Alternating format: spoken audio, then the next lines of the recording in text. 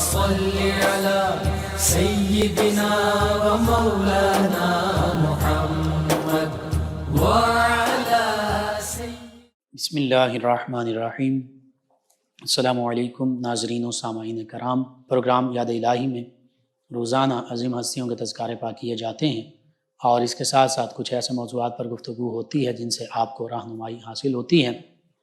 آج ہمارے معاشرے کا ایک معاشرتی حوالے سے ایک بہت ہی اہم موضوع اور آج ضرورت بھی اس امر کی ہے کہ اس پر بات کی جائے، اور یہ گفتگو ہی سے متعلق ہے۔ زبان کی حفاظت کے ثمرات، فوائد، فضیلتیں اور بد زبانی کے نقصانات اور تباہ کاریاں، اس پر گفتگو ہوگی۔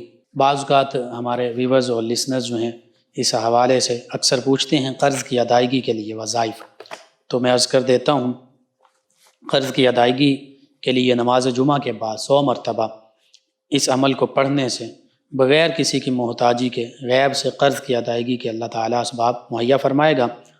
آپ سماعت فرما لیں، اللہم یا غنی یا حمید، اللہم یا غنی یا حمید، یا مبدی یا معید، یا مبدی یا معید، یا رحیم یا ودود، یا رحیم یا ودود، اللہم اکفنی بحلالک عن حرامک، اللہم اکفنی بحلالک عن حرامک وبطاعتک عن معصیتک وبطاعتک عن معصیتک واغننی بفضلک عن من سواک واغننی بفضلک عن من سواک برحمتک یا ارحم الراحمین۔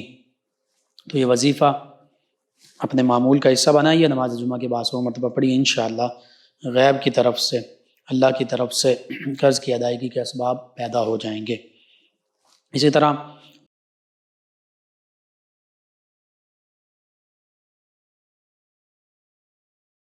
سورہ آل عمران آیت مبارکہ 66 آیت مبارکہ یہ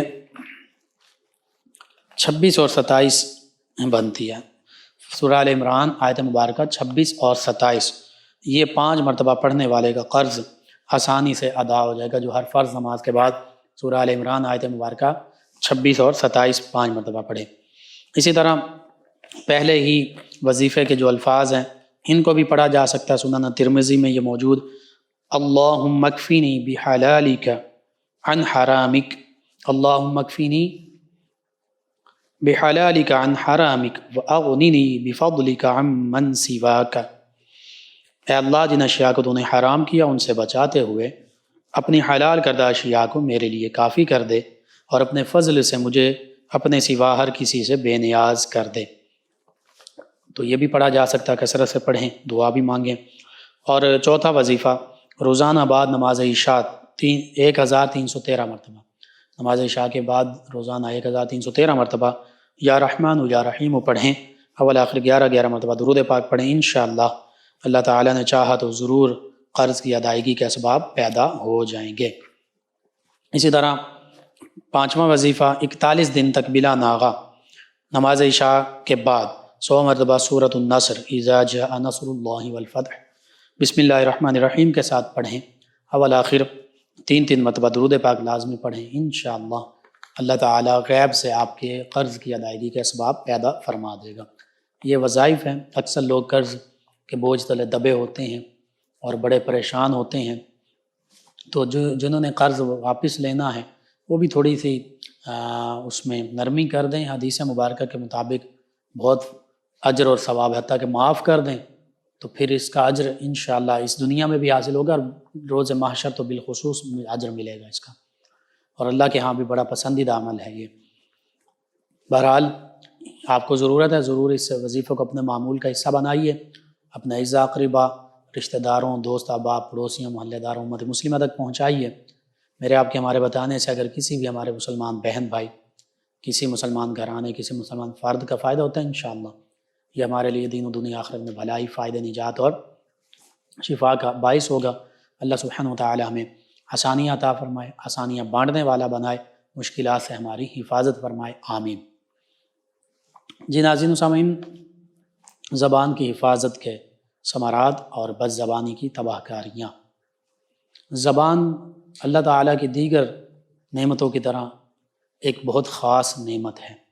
اس کائنات عرضی میں اللہ تعالیٰ کی اتنی نعمتیں ہیں، ہم ان کا شمار ہی نہیں کر سکتے، اور یہ حقیقت ہے۔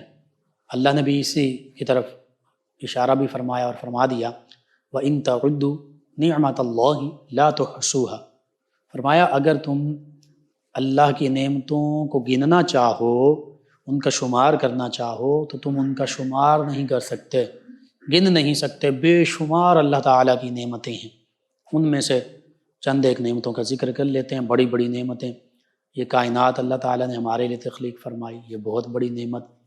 اسی طرح اللہ کے پیارے حبیب صلی اللہ علیہ وآلہ وسلم اس کائنات میں تمام کائنات کے لیے اور بالخصوص امت مسلمہ کے لیے سب سے بڑی نعمت ہے اللہ کی۔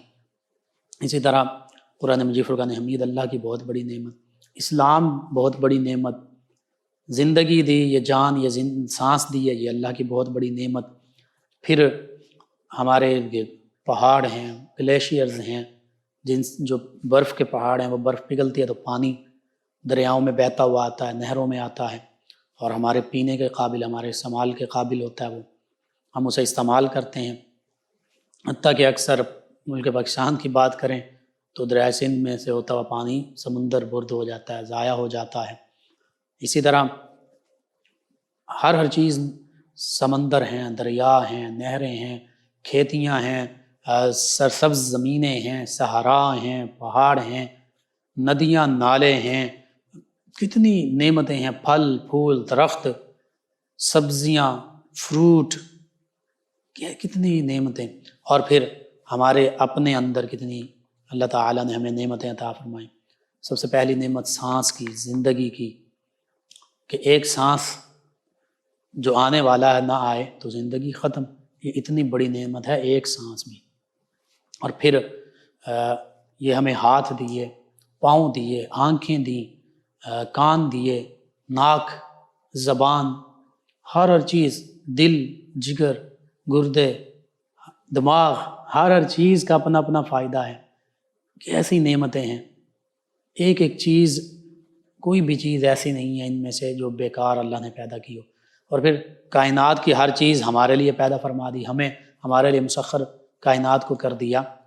لیکن بندہ مومن کس لیے ہے؟ وہ صرف اور صرف اللہ کے لیے ہے۔ وما خلقت الجن والانس الا لیعبدون، اللہ فرماتا ہے ہم نے انسانوں اور جنوں کو صرف اپنی عبادت کے لیے پیدا فرمایا ہے۔ اللہ کی یہ تمام کائنات، تمام مخلوقات ہماری خدمت کے لیے، ہمارے لیے مسخر کر دی گئی۔ انسان چاند پر کمندے ڈال رہا ہے، ڈالنے کی کوشش کر رہا ہے، انسان مریخ پر جا رہا ہے، فضا میں جا رہا ہے، انسان سمندروں کی تہوں میں پہنچ چکا ہے۔ کتنا زمین کو، آسمان کو ہمارے لیے مسخر کر دیا، کائنات کو، لیکن انسان کا مقصد صرف ایک ہے، وہ اللہ کی خوشنودی، اللہ کی عبادت۔ اور عبد، بندہ کہتے ہی بندگی کرنے والے کو، جو اللہ کی بندگی اختیار کرے، عبد کہتے ہی عبادت کرنے والے کو ہے۔ تو پھر ہمیں اپنی زندگی کے ہر لمحے میں اللہ کے احکامات کو نہیں بھولنا چاہیے۔ انہی تمام نعمتوں میں سے اللہ تعالیٰ کی ایک عظیم نعمت زبان بھی ہے۔ زبان اگرچہ ہمارے احساسات، خیالات، ہمارے جذبات کے اظہار کا ذریعہ ہے، قلوب و اذہان کی ترجمان ہے، جو ہم سوچتے ہیں، جو ہم پڑھتے ہیں، جو سنتے ہیں، جو ہمارے دل میں بات آتی ہے، اچھی ہے یا بری، اس کی یہ ترجمان بنتی ہے۔ اب ہم نے دیکھنا ہے کہ اس پر اچھی بات لانی ہے یا بری بات لانی ہے۔ اس کا صحیح استعمال وہ باعث اجر و ثواب ہے، اور اس کا غلط استعمال وہ باعث عذاب بن سکتا ہے۔ اسی طرح کامل ایمان والے، اللہ کے نیک بندے، اور ہر بندہ مومن کامل ایمان والا بن سکتا ہے اگر وہ اللہ کے پیارے حبیب صلی اللہ علیہ وآلہ وسلم کی محبت کا پیکر بن جائے، اور اللہ اور اس کے رسول صلی اللہ علیہ وآلہ وسلم کی تعلیمات پر عمل پیرا ہونے والا بن جائے۔ تو اب اگر یہ زبان، یہ کہا جاتا ہے عام محاورہ کہ یہ زبان تخت پر بھی بٹھاتی ہے اور یہی زبان تختے پر بھی چڑھاتی ہے، یعنی اسی زبان سے انسان حکمرانی تک بھی پہنچ جاتا ہے، بادشاہت بھی حاصل کر لیتا ہے، اور اسی زبان کے ذریعے سے بعض اوقات تختہ دار پر بھی لٹک جاتا ہے، سولی پر بھی لٹک جاتا ہے۔ اور یہ حقیقت ہے کہ زبان، اور یہ بھی کہا گیا کہ زبان تالا ہے اور جسم جو ہے یہ دکان ہے۔ تالا بند ہے تو کوئی پتہ نہیں کہ دکان کے اندر کیا ہے، اچھا ہے، اچھا سامان ہے، برا سامان ہے، کیا ہے، اچھی چیزیں ہیں، بری۔ تالا کھلتا ہے تو پتہ چلتا ہے کہ اندر کیا ہے، بری چیزیں ہیں، اچھی چیزیں ہیں۔ مطلب یہ ہے کہنے کا کہ زبان اگر کھولنی ہے تو اچھی بات کی جائے، ورنہ زبان کو بند رکھا جائے۔ اور پھر خاص طور پر اس زبان سے ہمیشہ اللہ کو یاد کیا جائے۔ سب سے پہلی بات قرآن مجید فرقان حمید کی تلاوت کی جائے،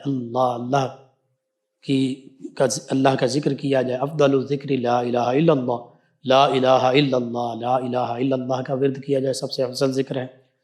اسی طرح آقا کریم صلی اللہ علیہ وآلہ وسلم کا ذکر بھی اللہ کا ذکر ہے، ذکر کا ذکر ہی فرمایا گیا حدیث مبارکہ میں۔ تو اللہ کے پیارے حبیب صلی اللہ علیہ وآلہ وسلم کا ذکر پاک کیا جائے، یعنی درود پاک کی کثرت کی جائے، آقا کریم صلی اللہ علیہ وآلہ وسلم کی ثنا خوانی کی جائے، جو شریعت مطہرہ کے مطابق اشعار ہوں وہ پڑھے جائیں۔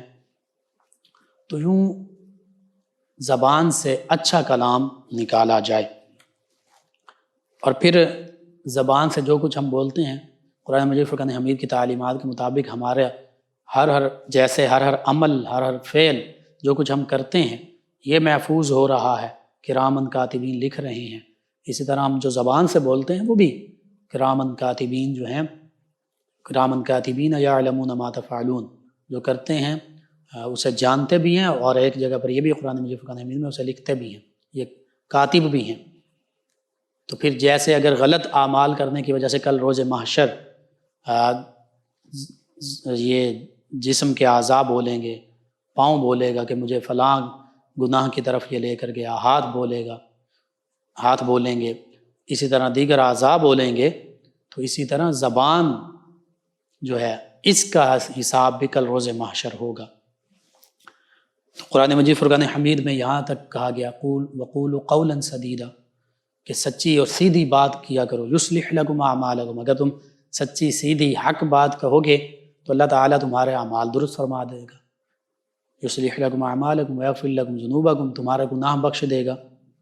تو آج اگر بندہ مومن یہ چاہتا ہے کہ اس کے تمام کام بہتر ہو جائیں، اور پھر اگر کوئی اس سے غلطی بھول چوک گناہ ہو چکا ہے تو وہ گناہ بھی معاف ہو جائے، وہ بھی نیکیوں میں شمار ہو جائے، تو پھر اسے چاہیے کہ وہ حق بات کہے، قرآن و سنت کے مطابق گفتگو کرے، اسلام کے مطابق بات کرے، اسلام کی تعلیمات کے مطابق بات کرے، اچھی بات کہے، ناحق بات نہ کہے، جھوٹ مت بولے، غیبت مت کرے، چغلی مت کرے، بہتان الزام تراشی مت کرے، فحش گفتگو مت کرے، اور ایسا مذاق مت کرے جو شریعت کے دائرے سے باہر ہو، یا دل آزاری کا باعث ہو، یا فحش ہو۔ جو طبعی مزاح ہے وہ کیا جا سکتا ہے۔ آقا کریم صلی اللہ علیہ وآلہ وسلم طبعاً جو مزاح ہوتا تھا، جو حقیقت پر مبنی ہوتا تھا، وہ فرمایا کرتے تھے۔ ایک بوڑھی خاتون آئیں تو انہیں فرمایا کہ تم جنت میں نہیں جاؤ گے۔ وہ روتی ہوئی جا رہی ہیں تو ایک صحابی رضی اللہ عنہ نے فرمایا کہ انہیں کہہ دو کہ جو بوڑھی ہوں گی وہ جوان ہو کر جنت میں جائیں گی۔ تو وہ ہنسنے لگی۔ تو یہ سچ تھا، مزاح بھی تھا، لیکن سچ حقیقت تھی، سچ بات تھی۔ اسی طرح کسی نے آپ کی بارگاہ میں، ایک صحابی، انہوں نے اونٹ آپ سے طلب کیا، عرض کیا کہ یا رسول اللہ صلی اللہ علیہ وسلم، آپ نوازا کرتے تھے، ہر چیز سے نوازا کرتے، تو اونٹ چاہیے۔ اب میں تمہیں اونٹنی کا بچہ دوں گا، اونٹ کا بچہ دوں گا۔ تو وہ بڑے حیران ہوئے، پریشان ہو گئے کہ وہ تو بچہ چھوٹا ہوگا۔ تو نبی کریم صلی اللہ علیہ وآلہ وسلم نے فرمایا کہ بھائی اونٹ کا بچہ ہو، اونٹنی کا بچہ ہو، ہر اونٹ جو ہے وہ اونٹ اور اونٹنی ہی کا تو بچہ ہوتا ہے۔ تو بالکل بات سچ بھی تھی اور اس میں مزاح کا پہلو بھی تھا۔ بہرحال قرآن مجید فرقان حمید میں کئی مقامات پر اس زبان کے حوالے سے ذکر ملتا ہے کہ اس کو اپنے قابو میں رکھنا چاہیے اور اچھی بات کرنی چاہیے، ورنہ خاموش رہنا چاہیے۔ اور پھر حدیث مبارکہ بالخصوص یہ فرمان مبارکہ صحیح بخاری میں جو آقا کریم صلی اللہ علیہ وآلہ وسلم فرمایا کہ جو شخص اللہ اور یوم آخرت پر ایمان رکھتا ہے اسے چاہیے کہ بھلائی کی بات کہے، نیکی کی بات کرے، نیکی کی بات کہے، اچھی بات کہے، ورنہ خاموش رہے۔ تو ہمارے لیے اللہ کے پیارے حبیب صلی اللہ علیہ وآلہ وسلم کا یہ فرمان سر آنکھوں پر کہ جب ہم بولیں تو پھر اگر ہم ایمان والے ہیں، اللہ کے پیارے حبیب صلی اللہ علیہ وآلہ وسلم نے پہلے یہ فرما دیا اللہ اور یوم آخرت پر ایمان رکھتا ہے، یعنی کامل ایمان والا ہے، تو پھر جو اپنے آپ کو مسلمان کہتا ہے اسے چاہیے اچھی نیکی کی بھلائی کی گفتگو کرے، بھلائی کی بات کرے، برائی کی بات نہ کرے، فحش کی بات نہ کرے، غیبت چغلی کوئی غلط بات مت کرے، فحش فحاشی کی بات نہ کرے۔ فرمایا بھلائی کی بات کرے ورنہ خاموش رہے۔ بھلائی کی بات نہیں کر سکتے تو پھر خاموش رہنا چاہیے، کیونکہ من صمت فقد نجا، اور ایک جگہ پہ من صمت نجا بھی، یہ آقا کریم صلی اللہ علیہ وآلہ وسلم کے فرامین مبارکہ کہ جو خاموش رہا، جس نے خاموشی اختیار کی پس بے شک اس نے نجات پائی۔ ایک چپ 100 سکھ۔ حقیقت یہ ہے کہ زیادہ خاموشی اختیار کرنا یہ بہتری کی جانب لے جاتا ہے، اور خاموش آدمی جو ہے اس کا بھرم رہ جاتا ہے۔ جب تک انسان خاموش رہتا ہے، اگر وہ عام علم والا بھی نہ ہو تو پھر لوگوں کا اس کے بارے میں اچھا تصور ہوتا ہے کہ بھئی یہ بہت سنجیدہ مزاج ہے، خاموش رہنے والا ہے، یا بھلائی کی بات کرنے والا تو پھر بھی یہ ہوتا ہے کہ یہ اچھی بات کرتا ہے۔ لیکن جو ایسے ہی زبان چلاتا رہے اور کوئی بھلائی کی بات، نیکی کی بات بھی نہ کرے، اور یاوہ گوئی ہو، غیبت ہو، چغلی ہو، جھوٹ ہو، مذاق ہو، دل آزاری ہو، فحش باتیں ہوں، تو پھر لوگ ایسے لوگوں سے، سمجھدار لوگ جو ہیں وہ نفرت کرتے ہیں، ان کے پاس بیٹھنا بھی گوارا نہیں کرتے۔ اور پھر بولنے سے زیادہ سننے کی طاقت ہونی چاہیے۔ جو سننے کی طاقت رکھتا ہے پھر وہ بولنے کی طاقت بھی اسے اللہ تعالیٰ کی طرف سے خاص مل جاتی ہے، یعنی اچھا جو سنتا ہے وہ اچھا بول بھی سکتا ہے۔ بہرحال اسی طرح کہ کریم صلی اللہ علیہ وآلہ وسلم نے یہ بھی فرمایا کہ مسلمان وہ ہے جس کی زبان اور ہاتھ سے دوسرے مسلمان محفوظ رہیں۔ المسلم من سلم المسلمون باللسانہ ویدہ، حقیقی مسلمان وہ ہے جو اپنے زبان اور ہاتھ سے دوسرے مسلمانوں کو محفوظ رکھیں۔ اب سب پہلے زبان کا ذکر من لسانی ویدی، ہاتھ کا ذکر بعد میں فرمایا، حالانکہ ہاتھ کا نقصان بظاہر زیادہ ہوتا ہے لڑائی جھگڑے میں، لیکن ہاتھا پائی کی نوبت بھی زبان سے شروع ہوتی ہے، ابتدا زبان سے ہوتی ہے۔ عام لڑائی جھگڑا ہو رہا ہو دو لوگوں کے درمیان، وہ کوئی سے بھی دو لوگ ہو سکتے ہیں، دو پڑوسی ہو سکتے ہیں، گھر میں دو لوگ ہو سکتے ہیں، دوستوں میں ہو سکتے ہیں، کولیگز میں ہو سکتے ہیں، کہیں بھی مسافر ہو سکتے ہیں، شاپ پر ہو سکتے ہیں، بازار میں ہو سکتے ہیں، آفس میں ہو سکتے ہیں۔ تو عام طور پر جو ہاتھا پائی کی بھی اگر نوبت آتی ہے تو پہلے بد کلامی، بد زبانی ہوتی ہے، تو پھر ہاتھا پائی کی نوبت آتی ہے۔ اگر زبان سے ایک دوسرے کو تنگ ہی نہیں کیا، ایک دوسرے کو برا بھلا نہیں کہا، تو ہاتھا پائی کی نوبت بھی نہیں آئے گی۔ تو یوں پہلے زبان کو اپنی حفاظت میں رکھنا یہ سب سے زیادہ ضروری ہے، اور پھر اس کے بعد ہاتھ کو بھی اپنے کنٹرول میں رکھنا، یعنی نہ زبان کے ساتھ اپنے مسلمان بھائی کو تکلیف کوئی پہنچائی جائے۔ لیکن آج ہمارا المیہ ہے، الا ماشاء اللہ ایسے بھی لوگ ہیں جو زبان کو اپنے کنٹرول میں رکھتے ہیں، لیکن عام طور پر جب ہم لاپرواہی اختیار کرتے ہیں تو پھر زبان کو بے لگام چھوڑ دیتے ہیں، چغلیاں ایک دوسرے کی کر رہے ہیں، غیبتیں کر رہے ہیں، جو موجود نہیں اسی کو موضوع سخن بنایا ہوا ہے۔ آفیسز میں، جاب کی جگہ پہ، جہاں بھی، دکانوں پر، اسکول میں، ہر لیول پہ، چھوٹا ہے، بڑا ہے، مرد ہے، عورت ہے، خاتون، بچے، بوڑھے، آج کا دلچسپ مشغلہ ہی یہی بن گیا ہے۔ بجائے یہ کہ ہم اس کی خوبیاں بیان کرتے یا اپنی زبان کو روک لیتے غیبت سے، بہتان سے، الزام تراشی سے، لیکن ہم غیبتیں کر رہے ہوتے ہیں، چغلیاں کر رہے ہوتے ہیں، اور مردہ بھائی کا گوشت کھا رہے ہوتے ہیں۔ اسی طرح اس کے سوا اور بھی کام، جھوٹ بول رہے ہوں گے، مذاق کی باتیں کر رہے ہوں گے، اور فحش گفتگو میں مصروف ہوں گے، تو یہ ساری چیزیں کوشش کرنی چاہیے ان سے بچا جائے۔ اگر ایسا کوئی معاملہ ہو جائے تو اللہ سے توبہ کی جائے، جس شخص کی دل آزاری کر بیٹھیں اس سے معافی مانگ لی جائے۔ بحیثیت انسان بھول چوک ہو جاتی ہے، لیکن کوشش کی جائے ان چیزوں سے بچا جائے۔ زبان کی آفتوں سے انسان اگر بچ جائے تو پھر انشاءاللہ دیگر آفتوں سے بھی بچ سکتا ہے۔ تو یہ حدیث مبارکہ اس میں زبان کو ہاتھ پر اس لیے مقدم رکھا گیا کہ حقیقت میں اتنی اذیت کے کام ہاتھ سے نہیں ہوتے، ہاتھا پائی کہیں کہیں ہوتی ہے، زبان درازی ہر جگہ ہو رہی ہوتی ہے، بد کلامی ہر جگہ ہو رہی ہوتی ہے، تو اتنے اذیت کے کام ہاتھ سے نہیں ہوتے اتنے زیادہ جتنے زبان سے ہوتے ہیں۔ اسی طرح سرکشی، بے دریغ، بے لگام ہو جانا، اور سب سے زیادہ گھروں میں اور باہر بھی محلوں میں پڑوسیوں میں فساد، فتنہ اور لڑائی جھگڑے کا باعث یہی زبان بنتی ہے۔ لہٰذا زبان کی حفاظت سب سے زیادہ ضروری ہے، اور اس پر کنٹرول کرنے کے لیے بڑی کوشش اور محنت کی ضرورت ہے۔ اور حدیث مبارکہ کے مطابق یہ بھی فرمایا گیا کہ جو مجھے 2 چیزوں کی ضمانت دے دے، حفاظت کی ضمانت دے دے، میں اسے جنت کی ضمانت دیتا ہوں۔ فرمایا ایک وہ جو 2 جبڑوں کے درمیان ہے یعنی زبان، اور دوسرا فرمایا جو 2 ٹانگوں کے درمیان ہے، 2 رانوں کے درمیان ہے یعنی شرمگاہ۔ ایک قول کے حوالے سے، ایک فعل کے حوالے سے فرمایا کہ قول جو اچھا کر لے اپنا، فعل اچھا کر لے، بد کلامی، بد زبانی، فحش گوئی، غیبت، چغلی، جھوٹ، بہتان، تراشی، فحاشی، ان چیزوں سے گفتگو سے بچ جائے گفتگو میں، اور زنا اور بدکاری، بد کلامی اور بدکاری سے بچ جائے، 2 چیزوں کی حفاظت کی ضمانت دے دے، زبان اور شرمگاہ کی، تو اللہ کے پیارے نبی صلی اللہ علیہ وآلہ وسلم فرماتے ہیں میں اسے جنت کی ضمانت دیتا ہوں۔ تو کتنا آسان یہ نسخہ ہے، زبان کو کنٹرول میں کر لیں اور اپنے شرمگاہ کو، نفس کو کنٹرول میں کر لیں، تو اللہ کے پیارے حبیب صلی اللہ علیہ وآلہ وسلم کی طرف سے جنت کی ضمانت ہے۔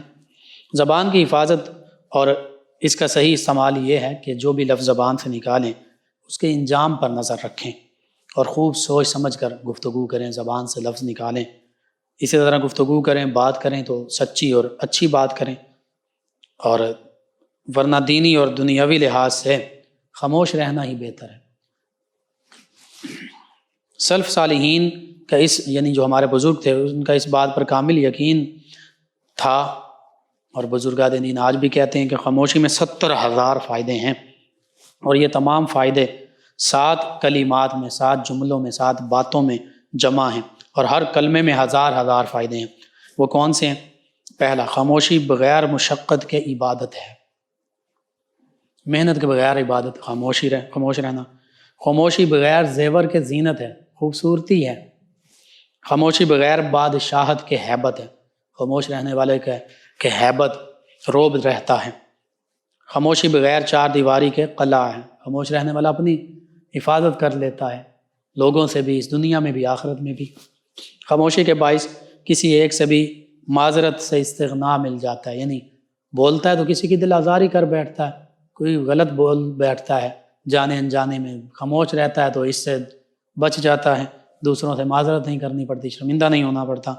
اور پھر خاموشی کرامن کاتبین کے لیے بھی باعث راحت ہے، کرامن کاتبین بھی خوش ہوتے ہیں کہ یہ بندہ خاموش رہنے والا ہے۔ اور پھر خاموشی عیبوں کے لیے پردہ ہے، جو خاموش رہتا ہے اس کے عیب پردے میں رہتے ہیں، جو جتنا بولتا ہے اس کے عیب کھلتے جاتے ہیں۔ اسی طرح زبان کی حفاظت کے حوالے سے بے شمار احادیث مبارکہ اور بزرگان دین کے اقوال موجود ہیں، میں نے چند ایک احادیث مبارکہ بیان کی ہیں، اور ان اقوال میں سے چند ایک یہ بھی ہیں کہ خاموش رہنے والا ہر مصیبت سے نجات پا جاتا ہے، زبان کی حفاظت جنت کی ضمانت، ابھی حدیث مبارکہ بیان کی، اور آدمی کا ایمان اس وقت تک درست نہیں ہو سکتا جب تک اس کا دل سیدھا نہ ہو، اور اس کا دل اس وقت تک سیدھا نہیں ہو سکتا جب تک اس کی زبان سیدھی نہ ہو۔ دل کی درستی کے لیے بھی زبان کی درستگی، اصلاح ضروری ہے، اور زبان کی حفاظت سے اعمال صالحہ کی حفاظت ہوتی ہے۔ زبان کی حفاظت کرنے والا دنیا کی مصیبتوں، آفات، پریشانیوں سے بھی بچتا ہے، اور اخروی عذاب سے بھی محفوظ رہتا ہے، اور اسی طرح غیبت سے بھی بچا رہتا ہے، گالی گلوچ اور سب و شتم سے بھی بچ جاتا ہے، لڑائی جھگڑے سے، فحاشی، جھوٹ، تہمت، الزام تراشی سے، کتنی بڑی بڑی بیماریوں اور گناہوں سے بچ جاتا ہے، کتنے فائدے پا لیتا ہے۔ لیکن اس کے برعکس جو بہت زیادہ بولتا ہے اور خصوصاً بد زبانی کرنے والا، اچھی بات نہیں کہتا، حق بات نہیں کہتا، قرآن سنت کی بات نہیں کہتا، اور اس کے لیے کیا بد زبانی بعض اوقات حقیقت میں بڑے بڑے فتنے، فساد، لڑائی جھگڑے کا باعث بنتی ہے، اور پھر اس کا خمیازہ اسی دنیا میں تو بھگتنا ہی پڑتا ہے، اور بعض اوقات آخرت میں بھی اس کا نقصان ہوتا ہے۔ اس لیے ہمیں ایسی بات کرنی چاہیے جس میں دینی فائدہ ہو، یا کم از کم دنیاوی ظاہری ضروری فائدہ ہو، کوئی معیشت کے حوالے سے، کاروبار کے حوالے سے لین دین ہے، پڑھنا پڑھانا ہے، دیگر ضروری معاملات ہیں، اس میں فحاشی اور یہ دیگر معاملات نہ ہوں تو کر سکتے ہیں۔ ایسی بات جس میں نہ تو کوئی دنیاوی فائدہ ہو نہ اخروی فائدہ ہو، تو وہ اس لیے پسندیدہ نہیں کہ وہ مسلمان کو اسلام کے حسن سے محروم کر دیتی ہے، کیونکہ آقا کریم صلی اللہ علیہ وآلہ وسلم نے فرمایا تھا کہ مسلمان کے حسن اسلام میں سے، اسلام کی خوبی میں سے یہ ہے کہ وہ لا یعنی باتوں کو، فضول باتوں کو ترک کر دیتا ہے، چھوڑ دیتا ہے۔ اسی طرح عارفین جو ہیں، اولیاء کاملین جو ہیں، ان کے ہاں ایک بات معروف ہے، کہاوت مشہور ہے، کہتے ہیں کہ جب نیک کام میں مشغولیت ہو تو گناہ خود بخود ختم ہو جاتے ہیں۔ تو نیک کاموں میں لگ جائیں گے، زبان کی آفتوں سے بچ جائیں گے، خاموشی میں لگ جائیں گے تو گناہوں سے خود بخود بچ جائیں گے۔ تو زبان کے تمام وہ نیک اعمال اور مشاغل ان میں مشغول ہو جائیں جو زبان سے کیے جاتے ہیں، تو پھر زبان آفت سے محفوظ ہو جائے گی۔ اگر ہم اللہ کا ذکر کر رہے ہوں گے، کلمہ طیبہ کا ورد کر رہے ہوں گے، درود پاک کی کثرت کر رہے ہوں گے، تلاوت قرآن پاک کر رہے ہوں گے، اللہ تعالیٰ کا شکر ادا کر رہے ہوں گے، لوگوں کو نیکی کی دعوت دے رہے ہوں گے، برائی سے بچنے کا کہہ رہے ہوں گے، یعنی زبان سے نیک عمل کر رہے ہوں گے، اچھی باتیں کر رہے ہوں گے، تو پھر عبادت ہی عبادت ہوگی، اور ہم برے قول سے، بد کلامی سے، بد زبانی سے بچے رہیں گے۔ اور اگر یہ بھی نہیں کر سکتے تو کم از کم خاموشی اختیار کر لی جائے تاکہ نجات پا جائیں۔ اسی طرح زبان کی شرارتوں، اس کے مصیبتوں سے بچنے کے لیے خاموشی سے بہتر کوئی چیز نہیں۔ اور عقل مندی کی نشانی بھی یہ ہے کہ عقل مند جو ہے وہ سوچتا زیادہ ہے، بولتا کم ہے۔ بے وقوف جو ہے وہ بولتا زیادہ ہے، سوچتا کم ہے۔ اور بد زبانی بہت بری عادت ہے، جس میں یہ عادت پائی جاتی ہے لوگ اس سے دور بھاگتے ہیں۔ وہ بولتا رہتا ہے، اور پھر برا جو بولتا ہے، خاص طور پر بد زبانی جو کرتا ہے، بد کلامی جو کرتا ہے، فحش گوئی جو کرتا ہے، گالی گلوچ کرتا ہے، تو لوگ اس کے پاس بیٹھنا بھی گوارا نہیں کرتے، اس کا سامنا ہی نہیں کرنا چاہتے۔ پھر وہ شخص، ایسا شخص وہ دوسرے لوگوں کی نظر میں بھی گر جاتا ہے، اور پھر سب اس سے نفرت کرتے ہیں، تاکہ اس سے ملنا پسند نہیں کرتے۔ امام غزالی علیہ رحمہ نے احیاء العلوم جو آپ کی تصنیف ہے، اسی طرح کیمیاء سعادت اور دیگر جو تصوف کے حوالے سے، اخلاق اور کردار کے حوالے سے آج ہمارے نصاب کا حصہ ہونا چاہیے، اسکول، کالجز، یونیورسٹیز، مدارس میں شامل ہو، بچوں کو لا کر دیں، پڑھائیں، درس دیں، ایک ایک سبق چیپٹر وائز پڑھائیں، لیسن یونٹ وائز پڑھائیں۔ تو اس میں لکھتے ہیں کہ زبان کو غلط حرکت دینے سے 20 بڑے بڑے گناہ وجود میں آتے ہیں، جن میں جھوٹ، غیبت، چغل خوری، بہتان تراشی، الزام تراشی، فضول بحث، فحاشی، گالم گلوچ، پرتکلف، مصنوعی گفتگو، تصنع، بناوٹ، لعن طعن، گانا بجانا، دوسروں کا مذاق اڑانا، وعدہ خلافی کرنا، دوسروں کے راز فاش کرنا، دوسروں کی خوشامد اور چاپلوسی کرنا، اور منہ پر ان کی تعریف کرنا، اور دینی معاملات میں غیر محتاط گفتگو کرنا، یہ سب شامل ہیں، اتنے بڑے گناہ۔ اور یہ سب بڑے بڑے گناہ زبان کو حرکت دینے سے، بولنے سے وجود میں آتے ہیں، سوچے سمجھے بغیر۔ جبکہ زبان پر قابو پانے اور خاموش رہنے سے ان تمام گناہوں سے انسان بچ سکتا ہے۔ یہی وجہ ہے کہ ہمارے اسلاف، اکابر، علماء دین، بزرگان دین، اولیاء کاملین زبان کے استعمال میں بہت احتیاط سے کام لیتے تھے۔ جب تک کوئی ضرورت نہ ہوتی، کوئی حاجت نہ ہوتی، اس وقت تک بولتے نہیں تھے۔ اسی طرح معروف محدث جو ہیں ابن ابی دنیا، ان کی کتاب جو ہے الصمت و آداب اللسان، خاموشی اور زبان کے آداب، اس میں بھی صحابہ کرام، تابعین اعظام، ائمہ مجتہدین، علماء، صلحاء، مشائخ کرام کے حوالے سے کئی واقعات موجود ہیں، جن سے واضح ہوتا ہے کہ ہمارے اسلاف، بزرگ، علماء، فقہاء یہ خاموشی کو، زبان کی حفاظت کو کتنے زیادہ اہمیت دیتے تھے۔ سیدنا امام حسن رضی اللہ عنہ آپ نے فرمایا کہ جس نے اپنی زبان کی حفاظت نہیں کی اس نے دین کو نہیں سمجھا۔ یعنی اگر اسلام کی تعلیمات کو سمجھ لیتا تو اسلام تو یہی کہتا ہے کہ زبان کی حفاظت کرو ہر حوالے سے، کسی کو زبان سے تکلیف مت پہنچاؤ، بری بات زبان سے مت نکالو، فحاشی کی بات مت نکالو، گالی گلوچ مت کرو۔ اور وہ حدیث مبارکہ کہ ایک انسان، ایک بندہ مومن جب اللہ کی بارگاہ میں حاضر ہوگا تو اس کی نیکیاں، اس کی نمازیں، اس کے روزے جو ہیں وہ دوسرے شخص کو دے دیے جائیں گے۔ وہ پوچھے گا یا رب یہ کیا معاملہ ہے؟ تو اللہ فرمائے گا تو نے جہاں ظلم کیا، حق چھینا کسی دوسرے کا، وہاں فرمائے گا، اس حدیث مبارکہ میں آتا کہ تو نے زبان کے ساتھ بھی تکلیف دی تھی، برا بھلا کہا تھا، گالی گلوچ کی تھی۔ تو جس کو برا بھلا کہا، جس کو گالی گلوچ کی، یہ نیکیاں اس کے پلڑے میں جا رہی ہیں۔ اور اگر پھر بھی اس کے تلافی نہ ہو سکی، اس کو کا حق پورا نہ ہوا، تو پھر جس کو گالی گلوچ کی تھی، جس کو پر ظلم کیا تھا، برا بھلا کہا تھا، اس کی برائیاں اس بندے کے پلڑے میں ڈال دی جائیں گی، تو پھر وہ خالی ہاتھ رہ جائے گا۔ اتنی عبادات کرنے کے باوجود، نماز، روزہ، حج، زکوٰۃ، سارے معاملات کرنے کے باوجود، صرف گالی دینے کی وجہ سے، برا بھلا کہنے کی وجہ سے، زبان کی حفاظت نہ کرنے کی وجہ سے نیکیاں بھی گئیں، اور جس کے ساتھ ایسا معاملہ کیا تو اس کی برائیاں بھی اس کے پلڑے میں آ گئیں۔ تو اللہ اور اللہ کے پیارے حبیب صلی اللہ علیہ وآلہ وسلم کی ان تعلیمات کو مد نظر رکھنا چاہیے۔ کوشش کی جائے خاموش رہا جائے، جہاں ضرورت ہو دنیاوی حوالے سے اچھی بات کی جائے، اور دینی حوالے سے بالخصوص قرآن و سنت کے حوالے سے گفتگو کی جائے، تلاوت کلام پاک اور یہ معمولات، درود پاک کی کثرت، ان چیزوں کو اپنایا جائے۔ اللہ سبحانہ وتعالیٰ سے دعا ہے اللہ تعالیٰ ہمیں ان معروضات پر عمل پیرا ہونے کی توفیق عطا فرمائے، آمین۔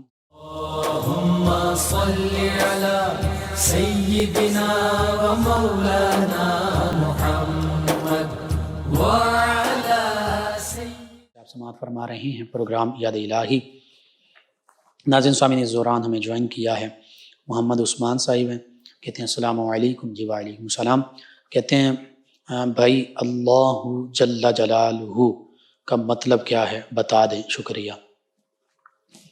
جی اللہ رب العزت کا اسم ذات ہے، اسم جلالت ہے، ذاتی نام ہے، اور اللہ تعالیٰ کے تمام صفات، تمام عظمتیں، رفعتیں، شانیں جو کسی کی عقل میں بھی نہیں آنے والی، اور جس کی کوئی ہمسری بھی نہیں کر سکتا، وَلَمْ يَكُنْ لَهُ كُفُوًا أَحَدٌ، وہ اللہ کے ذاتی نام اللہ میں موجود ہیں۔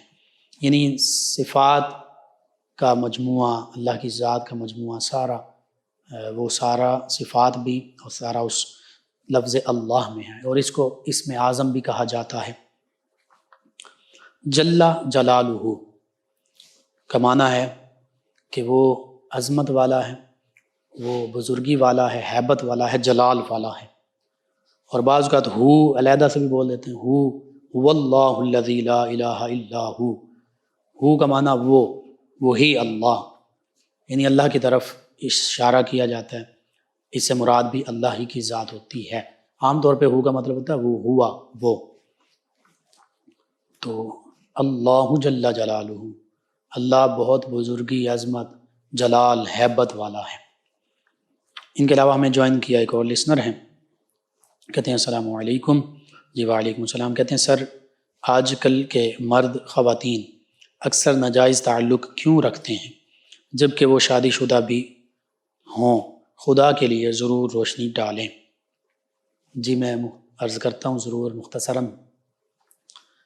وجہ ایک ہی ہے، اسلام کی تعلیمات سے دوری، اگر اور اللہ کا خوف ختم ہو گیا، موت کا ڈر نہیں ہے، موت کی یاد نہیں ہے، اسلام سے دور ہو گیا، عیاشی میں، ہوس پرستی میں پڑ گئے، تو اس وجہ سے ایسے معاملات ہوتے ہیں۔ یہ ایک آپ نے ذکر کیا، جتنے بھی گناہ کے کام ہیں وجہ یہی ہے، اور حل بھی ایک ہی ہے، اللہ کی قربت، اللہ سے تعلق، یعنی اسلام کی تعلیمات پر مکمل عمل پیرا ہونا۔ ابھی یہ کیوں کرتے ہیں؟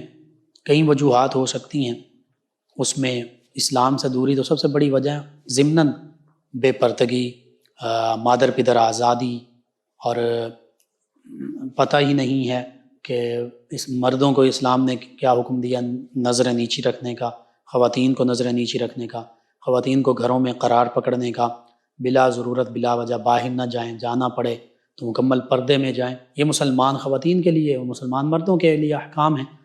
جب ہم اسلام کے احکام کی دھجیاں اڑاتے ہیں تو پھر ایسے ہی معاملات سامنے آتے ہیں، اور پھر شادی شدہ بھی بالکل معاملہ ہوتا ہے اور غیر شادی شدہ بھی۔ تو اگر اسلام کی تعلیمات مکمل طور پر نافذ ہوں اسلامی مملکت پاکستان میں، تو پھر رجم اور سنگسار کرنا یہ سزا ہے۔ لیکن چونکہ مکمل اسلامی قوانین یہاں نافذ نہیں ہیں، اور سزائیں سخت اس لیے ہیں کہ اگر ایک کے ساتھ ایسا معاملہ ہوگا تو پھر باقی جو ہے ان کو عبرت مل جائے گی۔ ایک نوجوان نبی کریم صلی اللہ علیہ وآلہ وسلم کی بارگاہ میں حاضر ہوا، اس نے یوں ہی عرض کیا، یا رسول اللہ صلی اللہ علیہ وسلم، میں زنا کرنا چاہتا ہوں، مجھے زنا کی اجازت دیں۔ صحابہ کرام علیہم رضوان ان کے چہرے سرخ ہو گئے، غصے میں آ گئے۔ نبی کریم صلی اللہ علیہ وآلہ وسلم نے اس نوجوان کو پاس بلایا۔ اب یہ اس طریقے سے قرآن سنت کی تعلیمات بھی اچھے انداز کے ساتھ پہنچائی جائیں، اور بڑے اچھے نرم محبت کے انداز میں ایسے لوگوں کو سمجھایا جائے جیسے نبی کریم صلی اللہ علیہ وآلہ وسلم نے سمجھایا۔ فرمایا، اب اس کا مفہوم ہے، مختلف رشتوں کا ذکر فرمایا، اے نوجوان، کیا تو یہ چاہتا ہے کوئی تیری بہن سے زنا کرے؟ اس نے کہا، میں نہیں چاہوں گا، میں اسے برداشت نہیں کروں گا، ایسا نہیں چاہوں گا۔ کوئی تیری ماں کے ساتھ زنا کرے، کوئی تیری بہن کے ساتھ زنا کرے، پھوپھی کے ساتھ زنا کرے، خالہ کے ساتھ زنا کرے۔ ہر بار وہ انکار کرتا گیا۔ تو نبی کریم صلی اللہ علیہ وآلہ وسلم نے فرمایا کہ اسی طرح دیگر لوگ بھی، کوئی بھائی، کوئی باپ، کوئی بیٹا، کوئی شوہر، کوئی بھتیجا، کوئی بھانجا نہیں چاہتا کہ اس کی بیٹی، اس کی بہن، اس کی بیوی، اس کی پھوپھی، اس کی خالہ کے ساتھ زنا کیا جائے۔ تو پھر اس نوجوان کو ایسی محبت بھرے انداز میں جب بات آقا کریم صلی اللہ علیہ وآلہ وسلم نے سمجھایا یہ معاملہ، تو سمجھ آ گئی، اور روز آقا کریم صلی اللہ علیہ وآلہ وسلم نے غالباً اس کے سینہ پر ہاتھ بھی رکھا، اور وہ اس زنا کے برے عمل سے بچ گیا۔ تو ضرورت اس امر کی ہے کہ والدین، اساتذہ، علماء کرام، ٹیچرز، اسکول، کالج، یونیورسٹیز، مدارس، ہر جگہ پہ وہ بچوں کو، نوجوان نسل کو، اور گھر کا ماحول ایسا، گھر میں اگر فلمیں، ڈرامے اور سوشل میڈیا بے جا اور آزادانہ استعمال ہو رہا ہے تو پھر بچے وہی چیزیں سیکھیں گے جو وہ دیکھتے ہیں، جو سنتے ہیں، تو پھر بڑے ہوں گے تو یوں ہی کام کریں گے۔ شادی شدہ کریں تو اور زیادہ سخت ہے اس معاملے میں ان کے لیے، تو پھر یہی ہے، رجم، سنسار کر دیا جائے۔ غیر شادی شدہ کے لیے تو کوڑے ہیں، بچ سکتا ہے، لیکن شادی شدہ کو پتھر مار مار کے ہلاک کر دیا جائے، یہ سزا ہے اسلامی۔ تو بس ہمارا المیہ بدقسمتی ہے کہ اسلام کی حقیقی تعلیمات سے والدین بھی روشناس نہیں، تو اولاد کو کیسے روشناس کروائیں گے؟ اور پھر تعلیمات بعض کا تو پتہ ہونے کے باوجود عمل، قول، فعل میں تضاد ہے۔ عمل ایسے ہیں، زندگی گزارنے کا لائف سٹائل جو ہے وہ ایسا بن چکا ہے، گناہوں کی دلدل میں پھنس چکے ہیں۔ اللہ تعالیٰ تمام لوگوں کو توبہ کی توفیق عطا فرمائے، سچی توبہ کی توفیق عطا فرمائے، سابقہ گناہوں کی معافی عطا فرمائے، آئندہ ایسے گناہوں سے بچنے کی توفیق عطا فرمائے، آمین۔ اسد عبداللہ چشتی قادری صاحب کہتے ہیں، السلام علیکم لقمان بھائی۔ جی وعلیکم السلام، آپ کا شکریہ، تمام ویورز کا شکریہ۔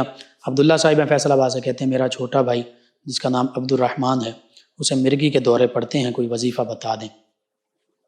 جی، جسے بھی مرگی کے دورے پڑتے ہوں، نماز فجر کے بعد ایک کاغذ پر آقا کریم صلی اللہ علیہ وآلہ وسلم کا اسم گرامی سیدنا المرتضیٰ، جسے المرتضیٰ اردو میں کہتے ہیں، سیدنا المرتضیٰ 145 بار لکھیں صلی اللہ علیہ وآلہ وسلم، اور وہ کاغذ پانی میں بھگو کر مریض کو پلائیں، یعنی بوتل میں وہ کاغذ ڈال دیں، پانی ڈالیں اور پانی مریض کو پلاتے رہیں، انشاءاللہ شفا نصیب ہوگی۔ دوسرا، سورۃ الشمس 30ویں پارے میں، اس کو پڑھ کر مرگی والے کے کان میں پھونک مارنا مفید ہے۔ تیسرا، مرگی کے مریض کے کان میں 5 بار اذان پڑھنے سے افاقہ ہوگا۔ خالد گلزار پوری صاحب ہیں، فرحان پوری صاحب ہیں، سلمان پوری صاحب ہیں، عبداللہ پوری صاحب ہیں، مصطفیٰ آباد فیصل آباد سے کہتے ہیں پروگرام بہت اچھا ہے، اللہ تعالیٰ آپ کو خوش رکھے، آمین۔ جی، آپ کا شکریہ، تمام ویورز، تمام لسنرز کا شکریہ، آپ ہمیں جوائن کرتے ہیں، اپنے فیڈ بیک سے ہمیں آگاہ کرتے ہیں۔ ناظرین و سامعین، پروگرام یاد الہی کا وقت ختم ہو جاتا ہے، انشاءاللہ کل صبح دوبارہ آپ سے ملاقات ہوگی پروگرام یاد الہی میں۔ اپنے میزبان محمد لقمان رضا اور ہماری ٹیم کو اجازت دیجیے، اللہ نگہبان۔ اللهم صل على سيدنا ومولانا